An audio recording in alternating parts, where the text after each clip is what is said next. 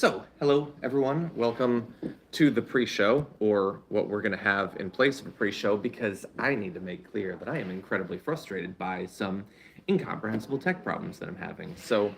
I right now am in our little conference room because for some reason I'm back in the studio this week trying to do the pre-show in there. It won't connect. Even though, bear in mind, if you've been watching for several years, you know that I've done literally hundreds of pre-shows in the studio, but for some reason, it won't connect. I don't know if it's a Wi-Fi thing or something, unfortunately, that's not working. Now, you do seem to be here, and the stream hasn't broken, so that's good news. But anyway, welcome to this impromptu show. You're hearing me, right? You're hearing me. Why are you whispering? Oh, I'm whispering because there's other people on the other side right there. Anyway, okay, so today is going to be an exciting day. Not just because, we actually were able to make it through for something like a pre-show, but we do have the full show. J.R. Jackson is going to be joining me for Big News Tuesday, so that's going to be exciting. You know what? Maybe if I try to move to another room, I could speak louder, but it might break. I think we'll stick with it. Anyway, okay, so J.R. Jackson is going to be joining me for Big News Tuesday, which means we do have a spot open for Big News Wednesdays. Do you know who it is? It's Rashad Ritchie. How exciting is that? And I know that the title, it was an intentional typo in the title. It was a callback to the accidental typo previously. Anyway, so that's exciting. We have our full show that's going to be coming up in a little bit. We're going to be giving you a couple of last-minute updates on some of the really big primary elections that are happening tonight, including the gubernatorial primary on the Republican side in Georgia, and Jessica Cisneros versus Henry Cuellar in Texas. That's a really big one, too. And then, by the way, we are going to be doing election coverage tonight. And we've had two different sorts of election coverage so far this cycle. So you might recall about a month ago, I did one with, I think it was Jank and Francesca, and it was just dark times. It was not good. Nina Turner lost, a number of progressives, Morgan Harper lost, a number of progressives unfortunately lost. And then last week, while I was in New York City, we had a great night. I would really like that. I want Kemp to beat Purdue because the Republicans are going to absolutely lose it. And it gives us at least a chance of Stacey Abrams winning that in November. Herschel Walker is almost certainly going to win, so there's no good coming there. And Jessica Cisneros, if she was able to win, that would be absolutely awesome. Are you having trouble hearing me? Really? I feel like I'm talking loud. Okay, here's what we're going to try to do. Here's what we're going to try. Is the table set up out there? No, I think we're going to have to stay, unfortunately. But anyway, I did want to talk about a few things. So one was the New York Times done a great summary of overall increased death rates from the pandemic.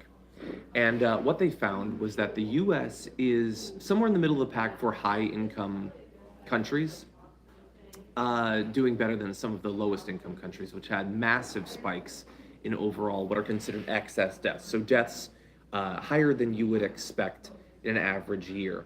What they did find overall, though, was that there were month periods where the worldwide excess death rate was 40% higher.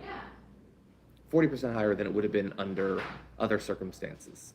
And like we knew, obviously during the pandemic, a lot of the time we were really focusing on what was going on in the United States. But the idea that overall, like, your odds of dying, the sheer volume of death that was happening internationally was nearly 50% higher is absolutely bonkers. So that's going on. I did see, and bear in mind, I am having to, of course, do this without any of my actual articles up or anything like that. So that's fun. Rodrigo Duterte, the Philippines, was quoted as saying, when there was a comparison between him and Vladimir Putin as two of the more notable authoritarian rulers around the world, he said, "I have made clear to the people that I am a killer. I do kill, but I kill criminals. I don't kill kids and the elderly," which I guess is better. But anyway, the reason I wanted to talk about that isn't specifically because of how horrendous that is for the Philippines. It is.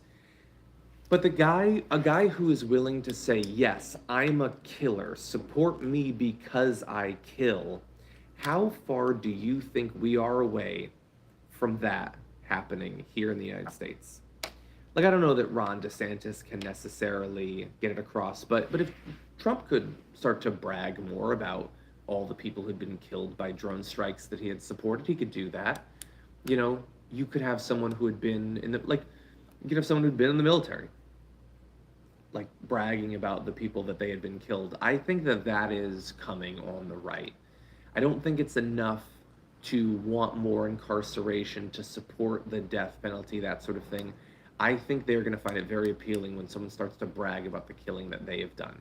And look, we've joked about, you know, someone like Kyle Rittenhouse or something like that running, but yeah, that's true. He bragged about, see, but Kyle, that's bragging about a hypothetical killing. I think they want someone who has a track record. Duterte is not talking about a hypothetical situation. He has killed people. He has ordered many killings. Anyway, I worry that we could be potentially moving in that direction. One update that I did want to see, I don't feel like we're going to be doing a lot of coverage of, thank you, Swedish, that's very nice of you. I don't think we're going to be doing a lot more coverage of Kellyanne Conway's book. We always have sort of this internal debate about what to cover from the revelations from these books that come out.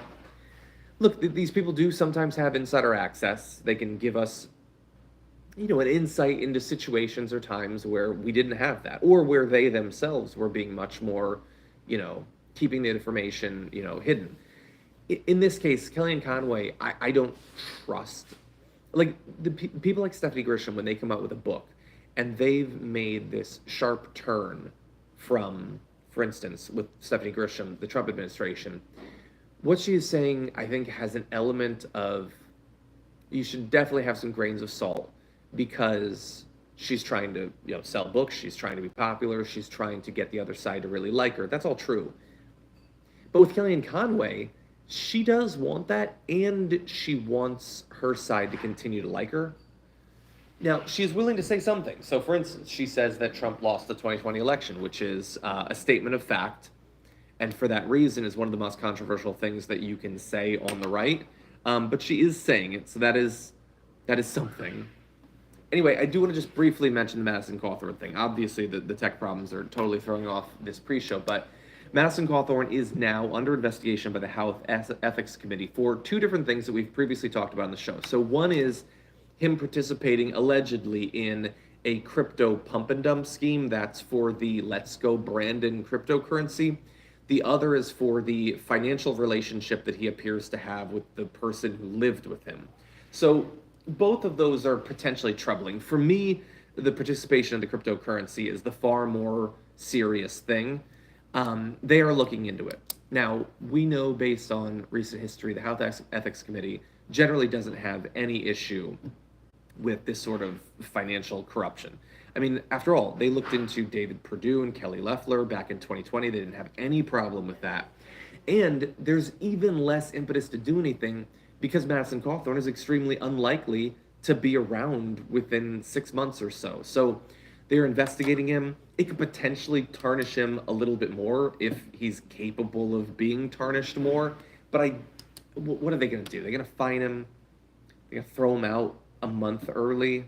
So I don't expect much from that. I like that they're at least going through the motions. We're supposed to have these checks and balances, but it's self-regulation at the end of the day. They don't want to set a precedent that they take corruption incredibly seriously for their current members. Anyway, unfortunately, that's all the time we have. I apologize for the tech problems. I don't know why we would be having a problem connecting in the studio. It's incredibly frustrating. In any event, at some point, we'll get back to the normal flow of things. For now, though, you do have the watch list. Jared Jackson, I just saw him go into his studio. He's going to be going live in just a minute or so.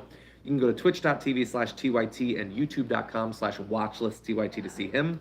And then Jared will actually be joining me on my program, and we've got a ton of awesome stuff to talk about. So I hope to see you there for more news.